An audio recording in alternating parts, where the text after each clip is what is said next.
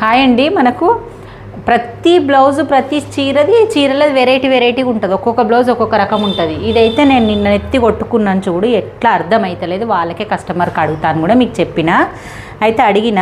ఈ బార్డర్ అనేది బ్లూ రాలేదు, ఈ బార్డర్ అనేది బ్లూ వచ్చింది. సరే పోనీ ఈ బార్డర్ తీద్దామంటేనేమో చీరది ఇలా వచ్చింది. ఇది ఇప్పుడు చేతుకు పైన కనబడుతుంది, ఈ బార్డర్ తీయలేము. ఒక చేతి తీద్దాం ఇక్కడొకటి అక్కడొకటి అంటే కలుస్తలేదు. ఇక్కడనే 2 చేతులు తీద్దామంటే మనకి ఎంత సంకబట్ట పడుతుందో చూడండి. అసలు ఎంత ఆలోచించి బుర్ర పీక్కుంటే లాస్ట్కు అతుకు పడ్డా సరే అన్నది. మళ్ళీ మనకి ఏమంటారు కస్టమర్స్, అంత అతికేసిండ్రు ఇంత అతికేసిండ్రు ఇట్లేసిండ్రు అట్లేసిండ్రు అంటారు. మన టైలర్ వాళ్ళ తిప్పలు అయితే మీకు తెలుసు. ఏది కానీ మనకు కష్టం కాంది వాళ్ళు ఎంత డబ్బులు ఇచ్చినా ఏమి ఇచ్చినా మళ్ళీ అంటుంటారు కదా, అలా అన్నట్టు.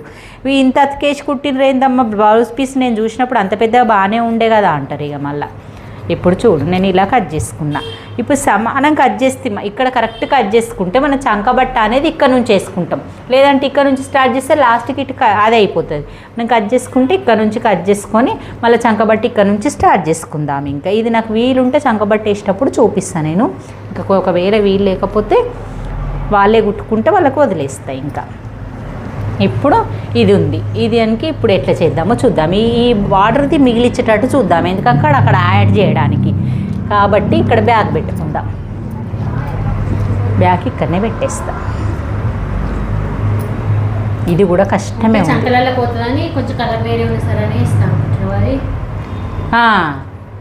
కలర్ వేరే ఉన్నా సరే బార్డరు, కానీ పక్క పొంట జర బార్డర్ అనే మంచిగా కనబడుతుంది.